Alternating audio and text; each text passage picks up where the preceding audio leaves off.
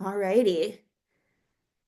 All right. Well, good morning, everyone, and thank you so much for joining us today. Right now, the architects of Texas's deadly abortion ban are advancing new legislation that puts patients and providers across the state at risk. While many have been quick to celebrate SB 31 and HB 44 as a silver bullet of sorts, the reality is that this legislation is being oversold, and the same lawmakers patting themselves on the back for rebranding Texas's cruel abortion ban are quietly pushing new laws that go even further, punishing patients, providers, and families seeking care. On Friday, plaintiffs from the landmark Zorowski v. Texas lawsuit and their families sent a letter to the legislature urging lawmakers to take their concerns about these bills seriously. Today, Free and Just is joined by a handful of these women and others who were denied care under Texas's abortion ban to set the record straight about what this legislation really does and what's at stake for patients and providers in Texas right now. We have a brief speaking program this morning, and then we will also leave time for questions from folks on Zoom at the end as well. With that, it is my pleasure to introduce Caitlin Cash. Good morning, everyone. Thanks, Kelly. Thank you, everyone who's able to join and help us get our concerns out about this bill. Um, SB 31 and HB 44, which are called the Life of the Mother bills, are being sold as urgent solutions to protect mothers, to reduce mortality, and to stop the doctor exodus in Texas. And we do understand why lawmakers feel an urgency to pass these bills without amendment. But before I go any further into my concerns, I want to make sure I say this very clearly. What we say today comes from us and only us. No one has asked us to do this, and no one has prompted us or pushed us into speaking out. We are here because we lived the consequences of SB 8, and we believe that Texans deserve to hear the truth from the people that were most impacted by them. As women, we have personally experienced the gap between how a bill is sold and how it actually plays out. And we are urging you to stop and make sure that all the implications of SB 31, HB 44 are understood. You're going to hear stories today from women who don't believe they would have been helped by this medical emergency clarification. But we are not sharing our pain and trauma to ask for new exceptions in this bill. We're not asking for help for women who were forced to leave Texas and forced to carry doomed pregnancies to term. We are here asking you to make sure this bill does not make our situation worse. As written, these bills could cause more harm. They risk reviving a 1925 abortion ban that could criminalize women and anyone who helps them access care outside of Texas. We experienced worst case scenarios with all of our pregnancies, and we know what it is like to live under laws that were written vaguely and enforced aggressively. We are seeing red flags, and we are trying to warn you. Right now, these bills are still in committee, and members are being asked to vote on a version that offers a relief for a few women in a medical crisis while creating fear and legal risk for others, women like us. We don't think lawmakers should have to make that choice. If lawmakers truly want to save lives, then fix the bill and ensure it can't be used to hurt anyone else. Fix the bill and guarantee the words that are written to help cannot be misused to prosecute women or those that help them seek care outside of Texas. Because if it is not made explicitly clear in the law, it will be left up to prosecutors who have already shown that they are willing to twist vague language into threats. And this is not an unfounded or imagined concern. This is our lived experience. In the middle of the Zorowski case, while we were fighting to clarify these laws, our friend Kate Cox had to sue the state just to end a non-viable pregnancy. The Attorney General responded by threatening her doctor and 3 Houston hospitals with prosecution. It didn't matter that a judge signed off. It didn't matter that her fertility was at risk, and it didn't matter that the care was medically approved by multiple doctors. The AG still threatened the largest pediatric hospital in our state to stop one woman from getting an abortion he didn't agree with. That is the kind of void SB 8 created. And while SB 31 and HB 44 might offer some relief for narrow medical emergencies, they do nothing to address the despair women face, especially those with non-viable or complicated pregnancies who have to flee their home to get health care. In fact, by opening the door to the 1925 law, these bills risk turning that darkness into a black hole, one that pushes families deeper into fear, isolation, and grief. We are not convinced this is a real solution, but if lawmakers believe SB 31 and HB 44 could help women, then amend them so they can without causing harm. Add language that makes it clear this bill cannot be used to prosecute pregnant Texans or their loved ones for seeking care out of state. We have been sharing our stories because we want things to get better for those of us still trying to grow our families and for the next families who will face what we did. We want to work together, and we said that in our letter to lawmakers last week, and we're saying it again now. Next Tuesday, April 22nd, many of us will be at the Capitol, and we are open to meeting with anyone willing to help us, to listen to our stories, to find a common ground, and to make sure this bill doesn't go any further until it's safe. We're doing everything we can today, next week, and beyond to get this right. So please amend the bill before it leaves committee. Give doctors a chance at clarity, because even laws meant to help can still hurt, especially when threats that are opened up are quietly ignored. And now I want to turn it over to my fellow plaintiff, Taylor Edwards, to talk about her story. Thank you so much, Caitlin. My name is Taylor Edwards. I decided to join the lawsuit after my daughter was given a lethal diagnosis at my anatomy scan, and I was forced to flee the state. That fear that I felt during those 2 weeks when I was planning my abortion out of state is something that I feel has been glossed over. And people really truly need to understand that the fear I felt while boarding a plane, visibly pregnant, was real. I was so worried about being arrested when I came back home to Texas, even though I logically knew that I did nothing wrong. The laws are made to make you feel like you are a criminal navigating a black market. I could not get information from my doctor on the procedure itself, on what to expect. In fact, when I got home from Colorado, the doctor there had given me her cell phone number and told me to call her if I had any complications before heading to any sort of emergency room, because they were unsure of what kind of care I'd be given. I did end up having to call her because I was afraid I was having a blood clot complication, but it ended up not being that. But just imagine the level of fear that took for the doctor to have to provide me her cell phone number. I mean, these are real things happening. And I feel very confused coming out of last week's testimony that the lawmakers are not listening to people that are actually impacted by these laws. They seemed really focused on the word choice. And in fact, I was told that I didn't have an elective abortion when I want to be very clear that I absolutely had an elective abortion. It was a wanted pregnancy, but an elective abortion. That they don't understand that nuance kind of tells me everything I need to know. Their words say they're protecting women, but I've yet to see any action taken by the state to do so. In fact, the laws passed to date have made it impossible for doctors to act to save lives and for women to seek the help they need. I feel put into a position where I can't trust what's being said and fear that the true intentions here are to make empty promises to distract from the actions taken to trample on the rights of women in Texas.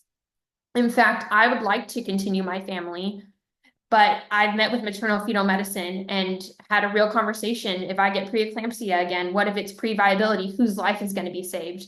Nobody has the answers for that. And if this 1925 law is put back into place, they will come after spouses, families, and whoever they decide upon didn't have a worthy abortion. So this is not empty.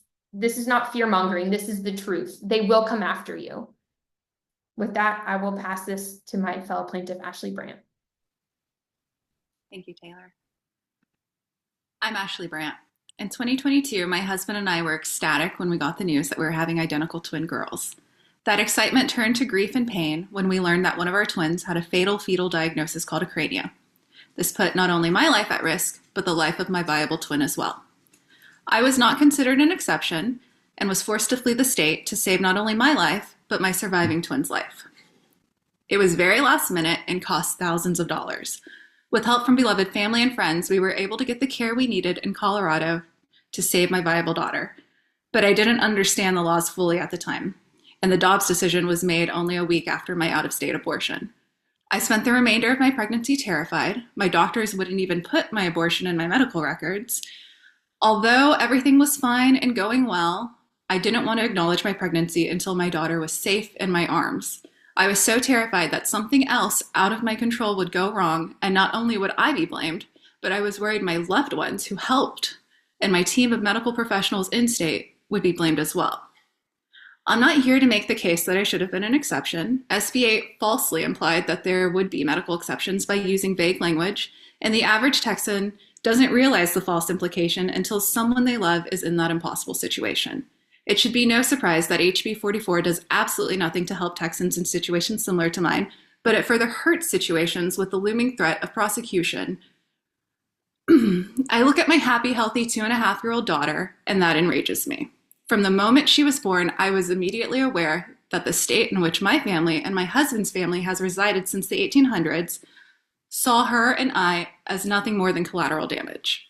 I'm also enraged that my mother, my daughter's grandmother, had more rights to her body when giving birth to me than my own daughter 31 years later. Now in 2025, Texas is considering passing a bill that could potentially revive a 100-year-old law meant to punish and criminalize women in need and the loved ones who help them. I've lived with that fear. I've experienced the added trauma and grief caused by unclear laws to an already devastating situation. I don't want lawmakers to take away more of our rights. I don't want my daughter to lose even more of her freedom. Let's not pretend that our Attorney General isn't waiting for an opportunity to put this abortion law into action. The Attorney General's office wrote a dismissal attempt for all Zarowski v. Texas plaintiffs, telling us personally why we were not considered a legal exception. When Kate Cox's daughter and district judge ruled Kate was in need of an abortion, Ken Paxton immediately sent out letters to all the hospitals where her daughter had privileges and threatened to take legal action. He also sued an out-of-state doctor for prescribing abortion pills to a Texas resident. Let's not pretend that other states with similar threatening laws haven't taken action against women and their loved ones and their doctors as well. If Texas politicians want our trust, they need to trust us who have experienced these situations and know what it would potentially mean for us and our loved ones. Texas can do better. Thank you. And with that, I'll pass it along to my friend Holly Cunningham. Thank you, Ashley, and thank you everybody for being here today. My name is Holly, and I'm a Texan of 25 years, a wife, a mother of 2 boys, and a woman who had to flee her own state twice in 1 year just to receive basic medical care during pregnancy. Both of my daughters were diagnosed with anencephaly, a 100% fatal condition where parts of the brain and skull do not develop. There is no treatment. There is no chance of survival. And yet, because of the laws in Texas, my trusted doctor of 23 years couldn't help me. Her hands were tied. My husband and I were left to figure everything out on our own, in complete darkness and with broken hearts. We chose what was best for my health, my future fertility, and our family. We couldn't risk waiting until I was sick enough to qualify for care. And we couldn't bear the thought of watching our daughters be born only to suffer and die in our arms. Let me be clear. We wanted both of our daughters. We named them. We loved them deeply, but we also understood the reality and what continuing those pregnancies would mean for my physical and mental health, for our boys, and for them.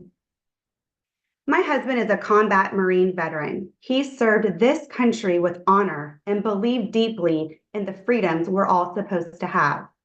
But when it came time to protect his own wife and unborn daughters, he had to drive me to the airport twice so I could access medical care that our own state refused to provide.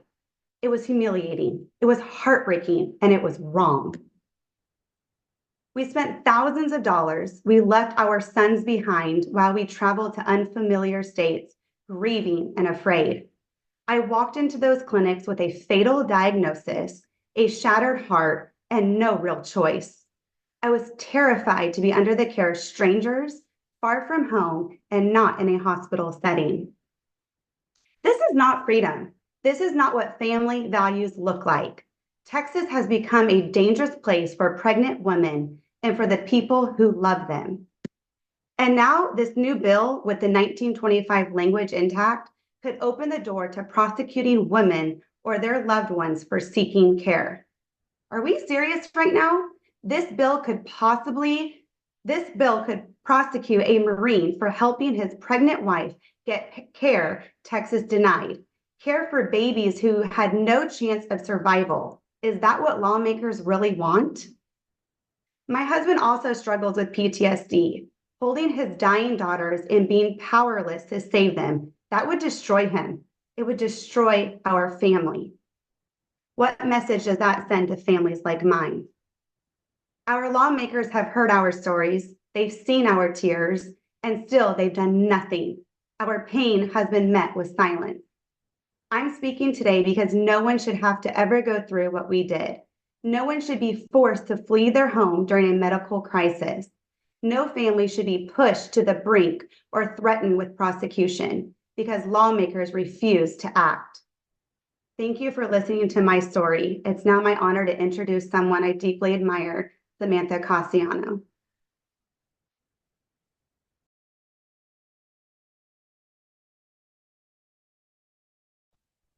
Hello, my name is Samantha Cassiano.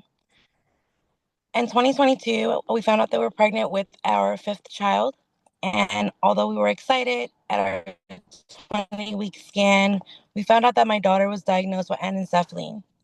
I really want to give you the definition of anencephaly. Anencephaly means that they wouldn't have a skull and some of their brain was missing. When we found out that my daughter had anencephaly, I felt like the world was just crashing down.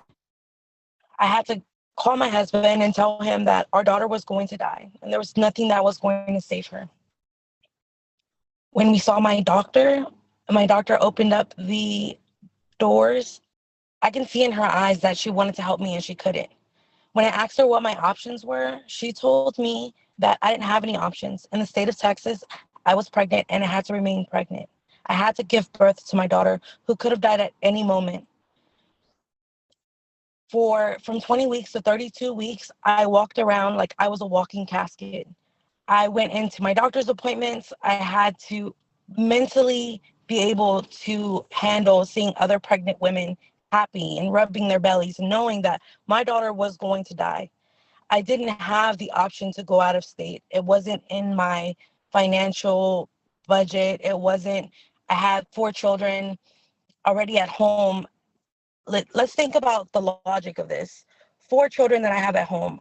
My husband, if he would have went out of state with me, or if we found a way and we went to jail, who's going to watch my children? I am their mother. We are their parents. We should be able to care for our children and also make decisions for our family, and we weren't able to. SB 31 doesn't even have fatal fetal anomaly in there. It's like lawmakers just walked right past me and didn't even make any type of eye contact to even notice me or my situation. That's not right for other families that are like myself. We should have the dignity, the rights to make decisions for our own families, and we didn't. I didn't. I gave birth to my daughter at 32 weeks, and when I birthed my daughter and saw that her eyes were bleeding, it was inhumane. It was cruel. I should have been able to give my daughter the mercy and compassion that she deserved, and I wasn't given that. I wasn't given that right. There was no motherly decisions. I had no motherly decisions in this situation at all whatsoever. And that is wrong. It is so wrong beyond measures that my hands are shaking, even speaking about it. My daughter suffered and she was in agony for 4 hours. She turned colors right in front of us and she died in her father's arms. Lawmakers need to see that we are real and we exist.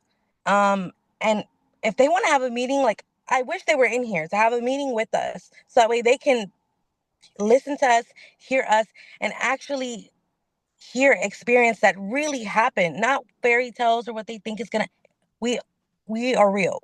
We're in this meeting together and standing together because we know that these kind of traumas and tragedies really happen, and we're trying to prevent that from other families and other babies like Halo. And Halo is very much loved. It's just the fact that she deserved mercy, compassion, and she didn't have that. At one point, you think that you are united with your state, and the next, you're left behind, stripped of your rights. You're left behind to either watch a cruel death or die. And in my case, I was left behind to watch a cruel death, and it's something I would never wish on anyone. It's the most traumatic thing that I've ever had to go through, and not only myself, but my children. My children have to walk around and go to school and let them know, when they ask, "Oh, how's your baby sister?" My baby sister died. My baby sister's in heaven now. And then they have to explain that. And these are little 8-year-olds that have to make these conversations with people and adults.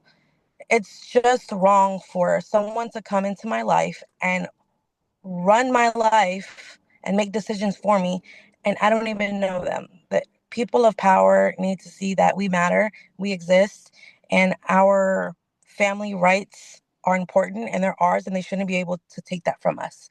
And the fact that they do is sad.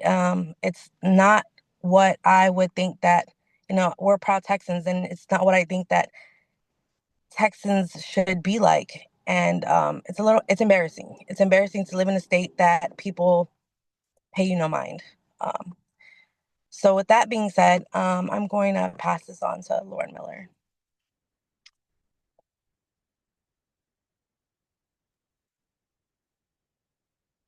Thanks, Sam.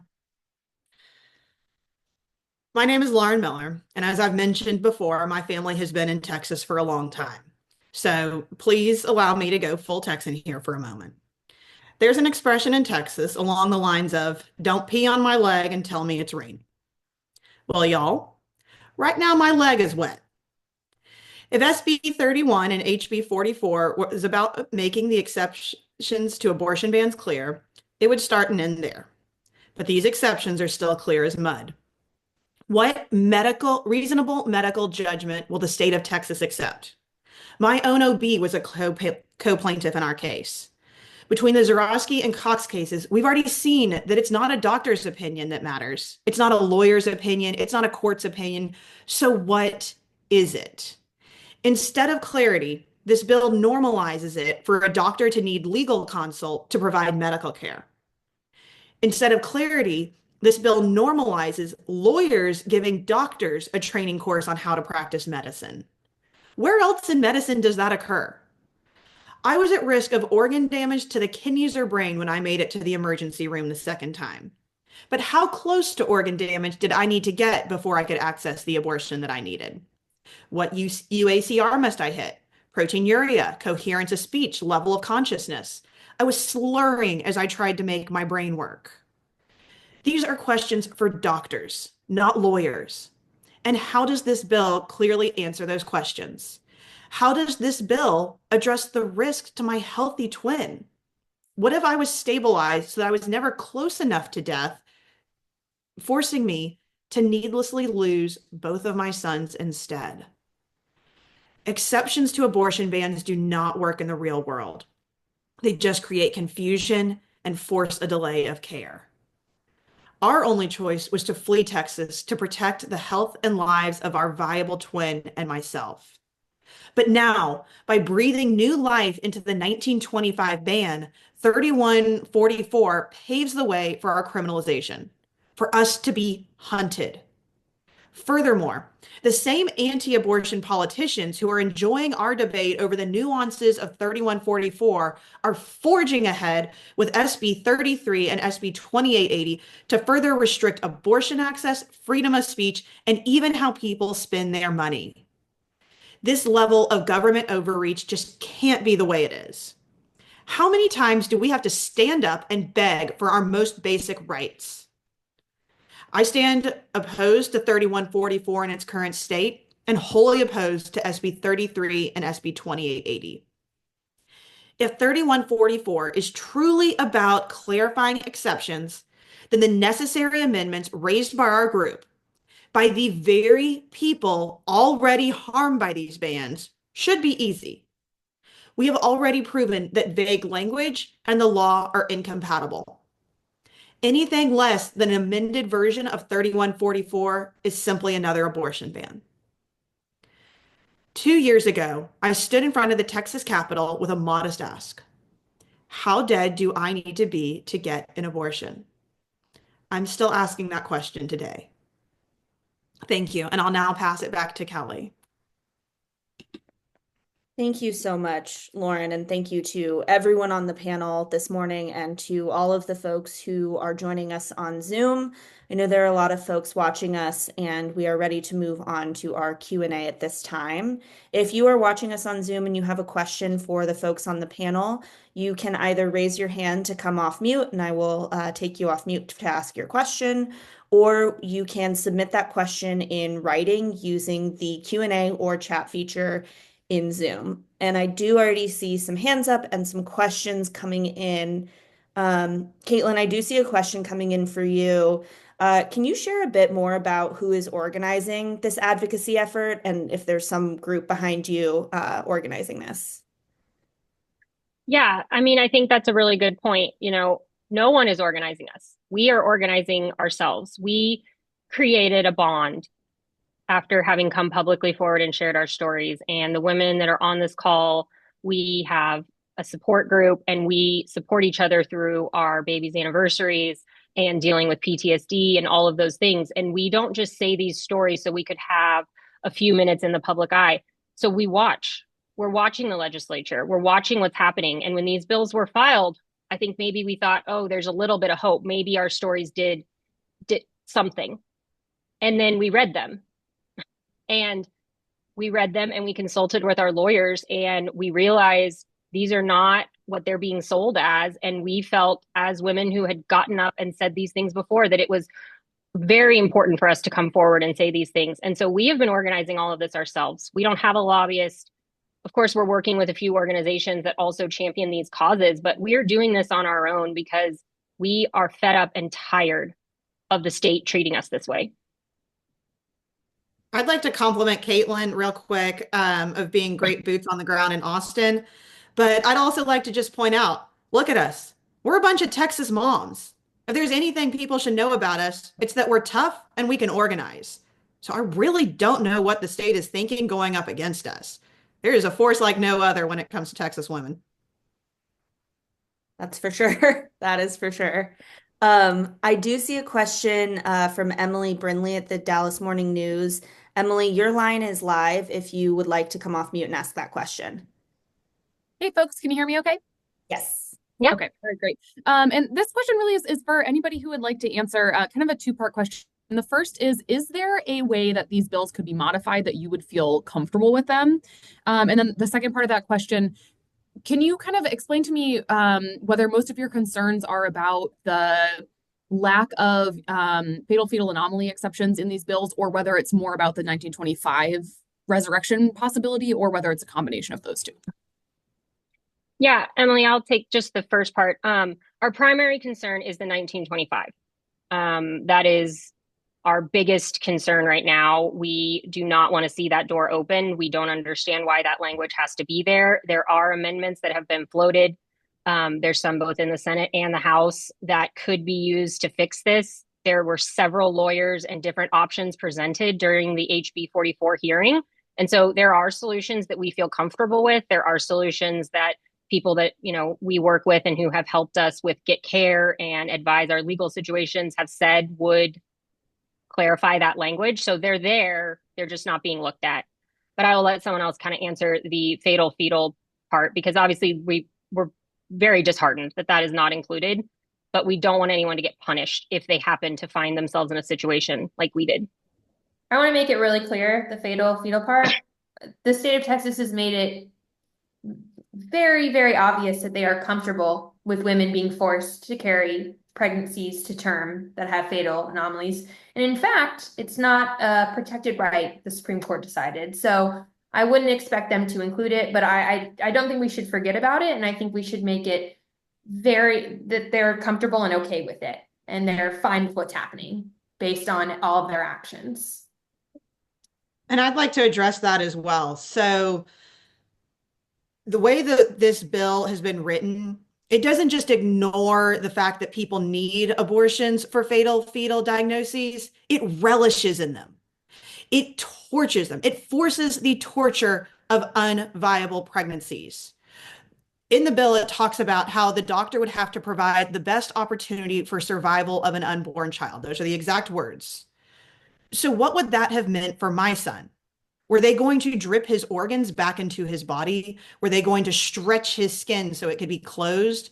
How did they want to build his heart? How did they plan to generate brain material? Science would love to know the answers to these questions.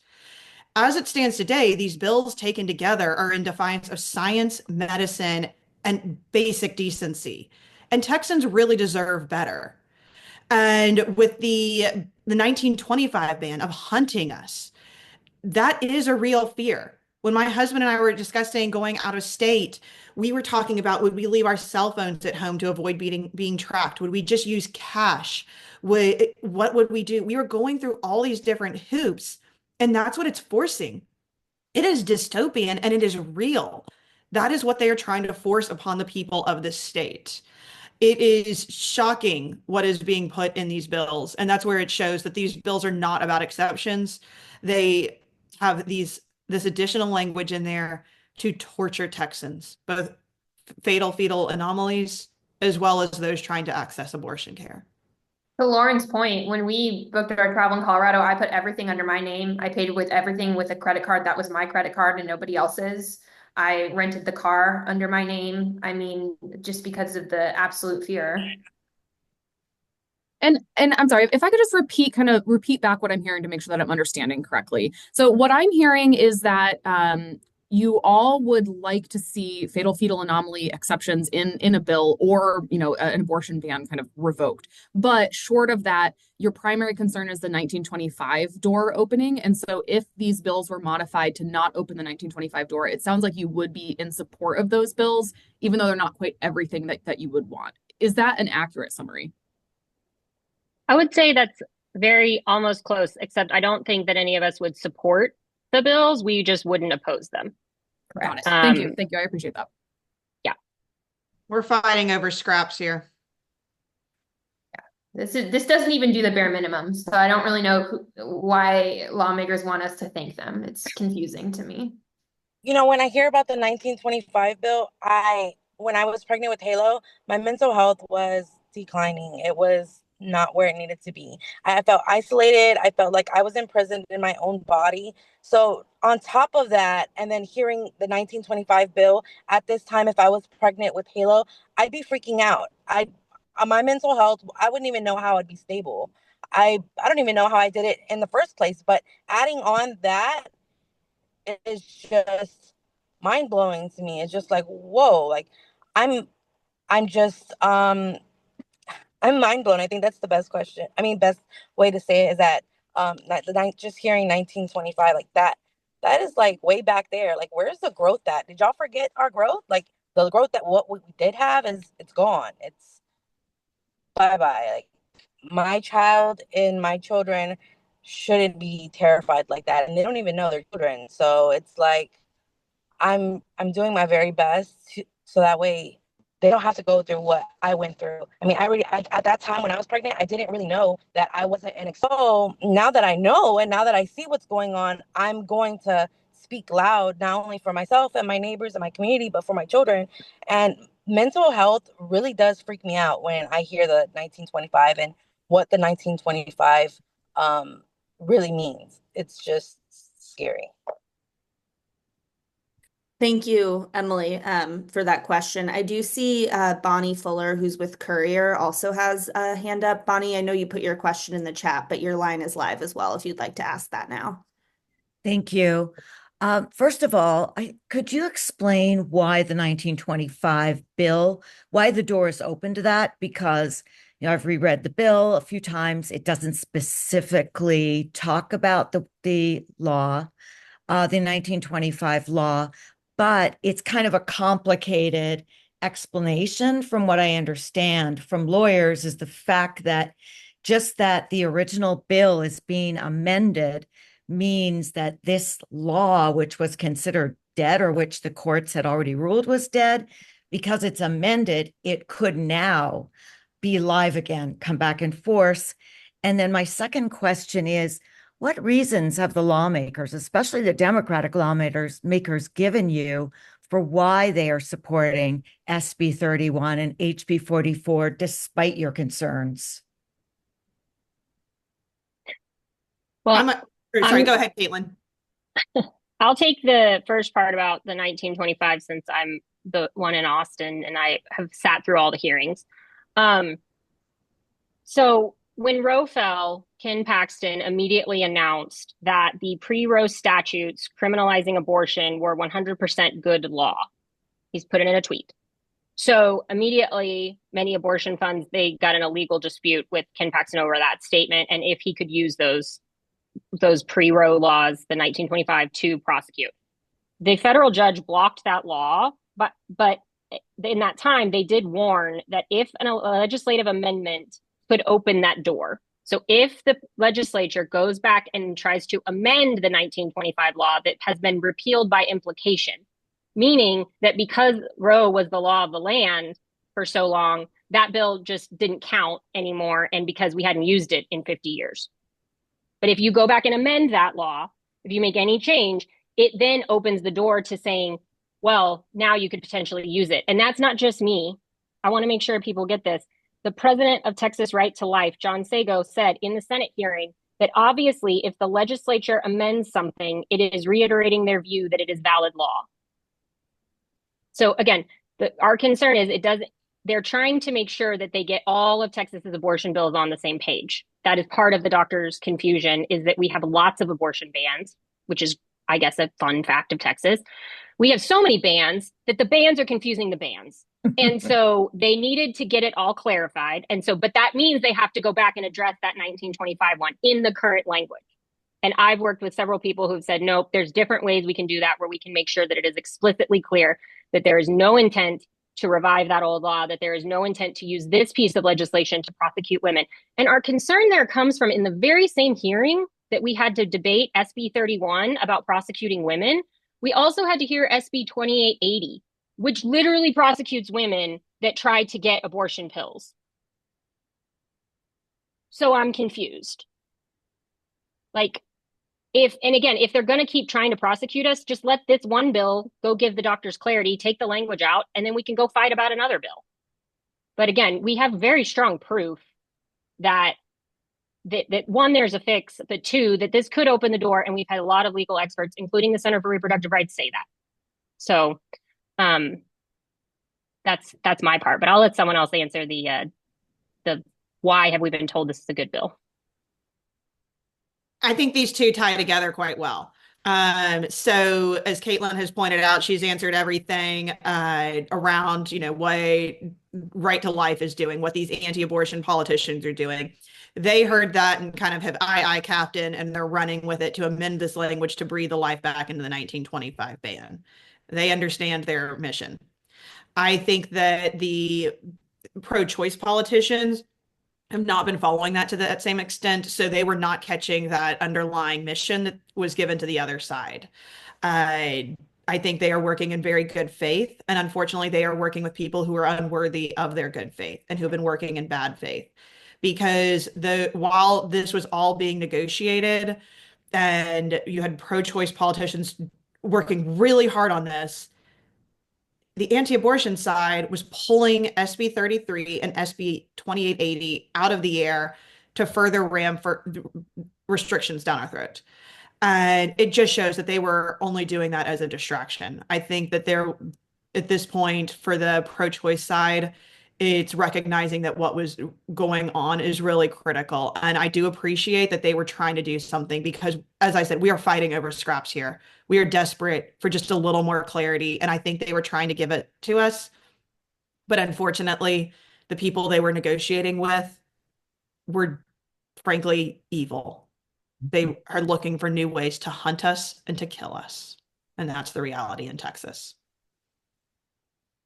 I would love to hear a good reason why they support the bill, because quite frankly, to me, it seems as if they're doing something to check a box and to pat themselves on the back and say, hey, we tried. Why are you not grateful for these little things? And it's just, it's not enough. And I think they're going for headlines to say that they came together and collaborated on this bill and women are going to be protected. And that is not the case. That is not happening. This is not changing things. It potentially is going to be making it worse. Thanks for that question, Bonnie, and thanks, folks, for answering that. I do see one more question. This question is for anyone on the panel. Several of you mentioned a fear of criminalization in some of the legislation that's moving through the Texas legislature right now. Can you elaborate a bit more on what you're specifically concerned about and how that would have impacted you or your families? That's for anyone on the panel who wants to jump in. I've talked a ton, so I want to give it somebody else a chance first before I inevitably go off again. Same. So I was going to say, I'm going to put Holly on the spot, but like, I mean, I think our fear comes from the fact that we had people who loved us who helped us. And they were devastated and heartbroken that they couldn't do more for us, but they could get us care outside of the state. And now we have to risk them being criminalized. Like, I don't understand. It's already freaking hard. It's already impossible. We were already in impossible situations, and SB 8 has made them 10 times worse. I really didn't think it could get worse. But potentially criminalizing us or anyone who furnishes an abortion is terrifying. And like I said, how is that freedom? You know, I just feel like they are stripping away our rights as women. We're going backwards in time. And there's no way that my husband would have let me travel twice in 1 year to a new state by myself. I mean, he wasn't even allowed in the clinics with me, which was a whole nother situation. He had to wait outside in a rental car on the first day for 8 hours, being completely in the unknown and the dark of what was going on with his wife inside this clinic. Because every time they called my name, they took my cell phone from me and I had no communication with anybody. And he had to deal with the protesters outside of his car yelling at him, calling him a murderer, and him shouting back our story about these babies were wanted, they were planned, we loved them. There was no chance of survival. There was nothing we could do to save our daughters. And it was just so traumatizing. And for someone who already struggles with PTSD, this was a whole nother trauma to him and to our family. I think that we should just listen to the word criminalized. Who the heck wants to be criminalized? Who wants anything on their record? Like, no one. What? The fact that that word is even being used is scary. Like, the word in my house, you say criminalized, you're gonna turn your head and be like, "Who? What are you talking about?" Like, it's just scary. It shouldn't happen. People, loved ones shouldn't be thinking if they have to turn on their other loved one because of a law that is something supposed to be between families, not families and a lawmaker and someone that has power that thinks that they know better than I do. How does someone think that they know better than me? And I am a mother. I know what is best for myself and my children. And if that's releasing my daughter sooner rather than later, that's my choice, my family. If my daughter was in a terrible accident, she and lost some of her brain and some of her skull, I would have been given the right to take her off of life support, but I couldn't do that in my situation, and life support was equivalent to my womb. Makes no sense to me. It's just insane that the way things are worded can have you criminalized is horrible, especially in the state of Texas. I live here. This is my hometown. Why in the living world would why would that word even be used in a family situation? Like, whoa. I want to say, so in situations like mine and like Lauren's, we fled the state to save the unborn child that these laws claim to care so much about, and we were still told what we did was wrong. In fact, I had to fly home the next day after my procedure out of state because my husband works. I had a 2-year-old. I experienced in the middle of the night leakage and bleeding right after my procedure when I got home, and I couldn't contact my out of state doctors because it was 3 in the morning. And my husband had to convince me to go to the emergency room because I was so scared he was going to get in trouble. I was going to have to explain my situations to doctors where my OB worked. They were going to get in trouble. It was just a fear, and it takes a lot of privilege to be able to leave the state and get the care you need, and the loved one to contribute to that and to help. Are they still going to want to do that if they're going to get prosecuted, if there's criminal charges for that? It's just punishing women. Thank you for that question, and thank you for responding to that. Lauren, do you want to jump in? Just one last quick thing. So at the end of the day, anti-abortion politicians and activists are weaponizing love. They are weaponizing the fact that we love our children enough that we do not want to see them harmed. They are weaponizing the fact that we want our living children to grow up with their mommy healthy. They are weaponizing the fact that we love the people in our lives who we need to turn to for help to get out of state or to access the abortion that we need. They are weaponizing love. And it is open season on women in Texas. These laws show that we would have no rights. Our families would have no rights. There would be no escape. These laws, as they are written now, are not about exceptions to abortion bans. They are about how our state can hunt us. And we need to amend them so that that's not given the leeway. SB 31/HB 44 needs to be amended to just be clear to try and give us a little more exception. And SB 33 and SB 2880 are an affront to freedom and should not exist at all. With that, I'll turn it back to Kelly. Yeah, thank you. Thank you all. I see one last question here from Rebecca Marquez in Texas. Rebecca's asking, what does the visit to the Capitol look like next week? And have any lawmakers agreed to meet with any of you? Yeah, I mean, it's kind of, we're laying the bricks as we run on them. We're doing the best we can as people who have never tried to lobby or do anything like this. We thought we'd sue the state and get some, like that, but we have to keep going. We have to keep fighting. And so we're kind of making it up as we go, but no lawmakers currently have agreed to meet with us. However, we do know between all of our own representatives and other people in the building. And so our plan is to be there and to make sure that they don't ignore us. And, we'll make sure that they know we're there and we're here to talk and we would like you to listen and we would like to find a common ground to this solution. This bill that everyone wants passed that has all of this bipartisan support that the lieutenant governor, the governor, all of these people have said they really want to get it passed.